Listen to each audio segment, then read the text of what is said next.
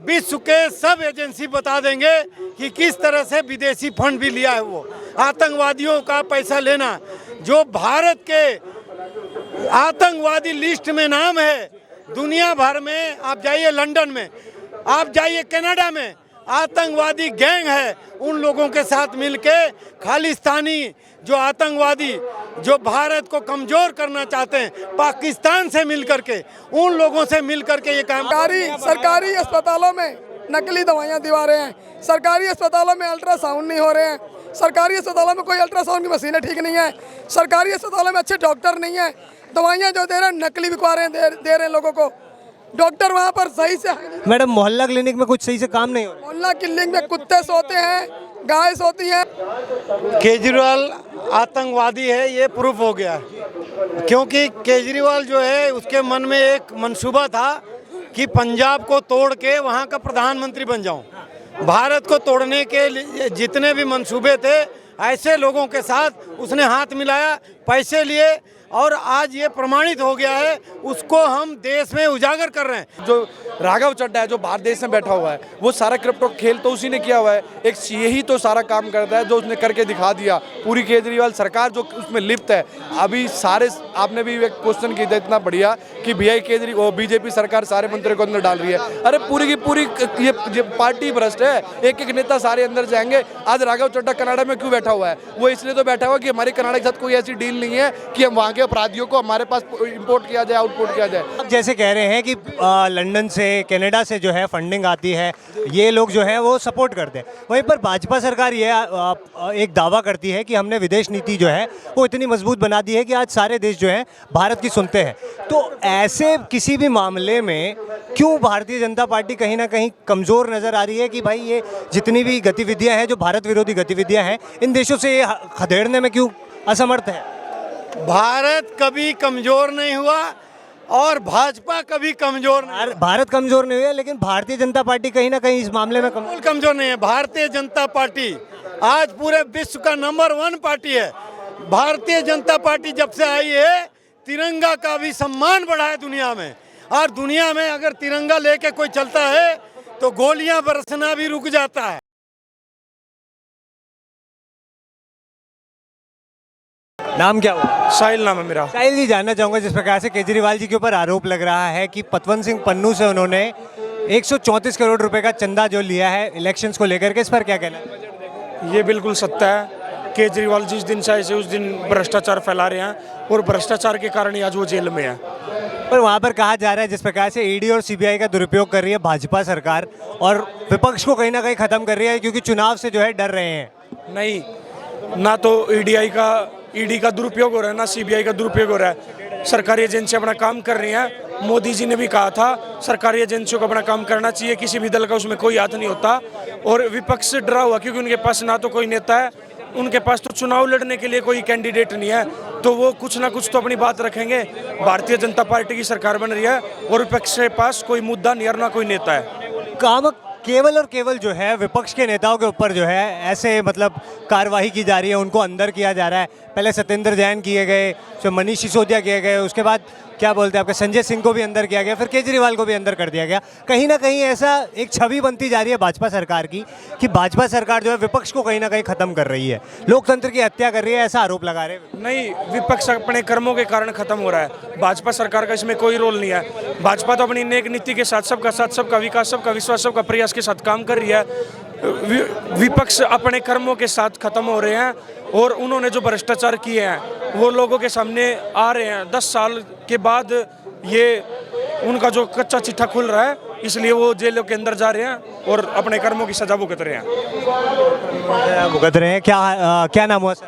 सोनू सोलंकी। मुझे क्या लग रहा है जिस प्रकार से केजरीवाल जी के ऊपर पहले कार्रवाई होती है, उसके बाद पतवंत सिंह पन्नू जो है ये आरोप लगाते हैं कि 134 करोड़ का चंदा जो है उन्होंने लिया है इलेक्शंस पर लेकर के, क्या कहेंगे?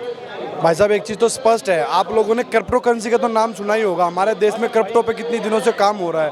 क्रिप्टो करेंसी के माध्यम से ही केजरीवाल ने जो सारे फंड लिए हैं, जो उसका फ़ोन आज लॉक पड़ा हुआ है, जिसका वो पासवर्ड नहीं बता रहा, क्यों नहीं बता रहा, उसके अंदर उसके क्रिप्टो करेंसी बिटकॉइंस के वो पड़े हुए हैं सारे, वो इसीलिए उनका डाटा नहीं दे रहा है। अदरवाइज एक बार फ़ोन का मोबाइल का डाटा देखे तो देखे, उसमें उसकी जो फाइल बनी हुई फाइल सबकी जनता के सामने उजागर। तो करेंसी को लेकर के जो आप सवाल उठा रहे हैं, इस पर कोई पुख्ता सबूत है? पुख्ता सबूत अभी आप मीडिया के माध्यम से, सूत्रों के वालों के खबर से ये खबरें आई है कि भाई साहब जो राघव चड्ढा है जो बाहर देश में बैठा हुआ है, वो सारा क्रिप्टो खेल तो उसी ने किया हुआ है। एक यही तो सारा काम करता है जो उसने करके दिखा दिया। पूरी केजरीवाल सरकार जो उसमें लिप्त है। अभी सारे आपने भी एक क्वेश्चन किया था इतना बढ़िया कि भैया केजरीवाल बीजेपी सरकार सारे मंत्रियों को अंदर डाल रही है। अरे पूरी की पूरी ये पार्टी भ्रष्ट है, एक एक नेता सारे अंदर जाएंगे। आज राघव चड्ढा कनाडा में क्यों बैठा हुआ है? वो इसलिए तो बैठा हुआ है कि हमारे कनाडा के साथ कोई ऐसी डील नहीं है कि हम वहाँ के अपराधियों को हमारे पास इम्पोर्ट किया जाए, आउटपोर्ट किया जाए। वो हमारे पास ऐसी पावर नहीं है। दुबई के साथ हमारे ऐसे ताल्लुकात मोदी जी ने बना रखे थे, अगर वहाँ पर अगर कोई अपराधी वहाँ पर है तो दुबई सरकार हमें वापस देगी। अब ये वहाँ से दुबई छोड़ के कनाडा में क्यों गया है? सारा खेल उसके पास है। अभी आने वाले चुनाव के बाद दिखा देंगे कि राघव चड्ढा भी ये सारी चीज़ें सरकारी गवाह बन के इनको सारे सबूत देगा। शुरू में कहा जा रहा था कि ऐसी कोई नीति नहीं है, उसके बाद जो है एक दूसरे पर आरोप लगने लगे। अब जो है जब केजरीवाल जी को अंदर डाल दिया गया तो जो है एकजुट होकर के सारे ये बोल रहे हैं कि भारतीय जनता पार्टी है ये विपक्ष को खत्म कर रही है। तो कहीं ना कहीं ऐसा लग रहा है कि भारतीय जनता पार्टी केजरीवाल जी से डर गई है, ऐसा आरोप लगाया जा रहा है। देखो, डरा कोई किसी से नहीं है। कर्म करे जाओ, फल की इच्छा मत करो। जो इन्होंने कर्म किए थे वो उनके सामने आ रहे हैं, ठीक है। रही इनके मंत्रियों की, ये कैसे कैसे कैंडिडेटों को चुनाव लड़ा रहे हैं। कन्हैया कुमार जो देश के टुकड़े की बातें करता है, उसके पास सिवाय बोलने के अलावा उसके पास तथ्य तो उनके पास कोई ऐसी चीज़ है नहीं जो वो सरकार को दे। ये सारे के सारे ऐसे आदमियों को ला के सत्ता में बिठाना चाहती है जो सिर्फ जनता को निचोड़ के रख दे। इन्होंने इतना करप्ट किया हुआ है। अभी केजरीवाल अंदर गया हुआ, इनके पास एक केंद्र सरकार के पास एक डाटा होता है जिसमें 10 करोड़ तक का उन्होंने बजट पास कर दिया। जो 10 करोड़ से नीचे का काम होगा वो केजरीवाल साइन करके पास कर देगा। जाने से पहले उसने वो 10 करोड़ का बजट 5 में लाके दे दिया कि वो भी साइन केजरीवाल से कराना पड़ेगा। तो ये सारी चीज़ें मिली भगत करके ही दी गई हुई है। अदरवाइज मोदी जी का साथ जो देगा देश के विकास में देगा, अपनी आहुति में देगा। आज मैं आपके चैनल के माध्यम से कहना चाहता हूँ, अगर कोई राम मंदिर में जाना चाहता है और राम जी से आंखें मिलाना चाहता है तो सिर्फ एक ही बटन दबाए, वो भी भाजपा का। मेरा नाम रेखा दुबे है, मैं बीजेपी से मंडल अध्यक्ष हूँ। मैं पूछना चाहती हूँ केजरीवाल जी से, जब केजरीवाल जी अपने मुख्यमंत्री के गद्दी पे बैठने से पहले शपथ ली थी कि मैं दिल्ली का बेटा हूँ, जो दिल्ली दलदल में गई है मैं दिल्ली को दोबारा से सोने की चिड़िया बनाऊँगा, इस गंदगी को साफ करूँगा और दिल्ली को सोने की चिड़िया बनाऊँगा। आज मैं केजरीवाल जी से पूछना चाहती हूँ, यही सोने की चिड़िया बनाई केजरीवाल जी ने। जो गरीब महीने का 5-6 हज़ार रुपये कमाता है वो महीने का 1500 रुपये 2000 रुपये का पानी बाहर से पीता है। गलियों में पानी भरा है, घरों में पानी जा रहा है, नालियाँ साफ करने वाली कोई है नहीं, नाले बने नहीं हैं। केजरीवाल जी ने यही दिल्ली को सोने की चिड़िया बनाया है कि कह रहे हैं हमने लंदन पेरिस बना दिया है दिल्ली को। हाँ, लंदन पेरिस बनाया है ना, घरों में झील बना दिया है। लंदन पेरिस क्यों नहीं बनाया? लोगों के घरों में पानी भर रहे हैं, पीने के पानी नहीं है मगर नालियों के पानी घरों में जरूर भरे हैं। तो लंदन पेरिस ने क्या बनाया? बनाया तो है दिल्ली को दलदल में डाल दिया केजरीवाल जी ने, और खुद के 7-7 लाख के पर्दे लगवा लिया, अपना शीश महल बनवा लिया और दिल्ली वालों को गड्ढे में डाल के और ऊपर पानी भर दिया है। यह किया केजरीवाल जी ने। आरोप जो है ये लग रहा है कि पतवंत सिंह पन्नू जी का एक वीडियो सामने आया है जिनमें वो कह रहे हैं 134 करोड़ रुपए जो है उन्होंने चंदा लिया है चुनाव लड़ने के लिए। इसको लेकर के क्या कहेंगे? केजरीवाल जी ने गुंडों बदमाशों से 134 करोड़ रुपए, ये प्रूफ है कि लिया है, और लेने के बाद भी चोर चोरी कर रहा है, सीना जोरी कर रहा है, चोरी भी कर रहा है और सीना जोरी भी कर रहा है, और इतनी सफाई दिखा रहा है कि मुझ जैसा साफ सुथरा इंसान नहीं कोई। अगर आप साफ सुथरा हो तो आप सामने करो ना, सारी बात छुपाते क्यों हो? क्लियर करो ना। आप हर चीज झूठ पे कह रहे हैं हम तो कट्टर ईमानदार है। भाजपा सरकार कहीं ना कहीं डर गई है चुनाव से, मतलब डर रही है कि विपक्ष में जो चेहरे हैं वो बहुत ज्यादा मजबूत है। अच्छा, कट्टर ईमानदार है। जब से इनकी सरकार बनी है, जो सरकारी एमसीडी जमीनें बची पड़ी है उसे इसके निगम पार्षद बेच के खा रहे हैं। टैंकर माफिया में करोड़ों का घोटाला है, एमसीडी में करोड़ों का घोटाला है, एमसीडी में काम करने वालों को लोगों को सैलरी नहीं मिल रही है। अगर इतने ही ईमानदार हैं तो इतना पैसा सरकार को टैक्स मिलता है दिल्ली से, वो कहाँ जा रहा है? कह रहे हैं कि प्राइवेट स्कूल जो है हमने, मतलब प्राइवेट स्कूलों से बेहतर जो कंडीशन हमने सरकारी स्कूलों की कर दी है, जो है अस्पतालों में जो है हमने सुविधाएं जो है वो ज़्यादा बेहतर। सरकारी अस्पतालों में नकली दवाइयाँ दिवा रहे हैं, सरकारी अस्पतालों में अल्ट्रासाउंड नहीं हो रहे हैं, सरकारी अस्पतालों में कोई अल्ट्रासाउंड की मशीनें ठीक नहीं है, सरकारी अस्पतालों में अच्छे डॉक्टर नहीं है। दवाइयाँ जो दे रहे हैं नकली बिकवा रहे हैं, दे रहे हैं लोगों को। डॉक्टर वहाँ पर सही से है नहीं। मैडम मोहल्ला क्लिनिक में कुछ सही से काम नहीं हो रहा। मोहल्ला क्लिनिक में कुत्ते सोते हैं, गाय सोती हैं, दवाइयों के नाम तो भूल जाओ। ये है मोहल्ला क्लिनिक, झूठे दावे, खोखले दावे, झूठा है मुख्यमंत्री दिल्ली का। केजरीवाल आतंकवादी है, ये प्रूफ हो गया। क्योंकि केजरीवाल जो है उसके मन में एक मंसूबा था कि पंजाब को तोड़ के वहाँ का प्रधानमंत्री बन जाऊं।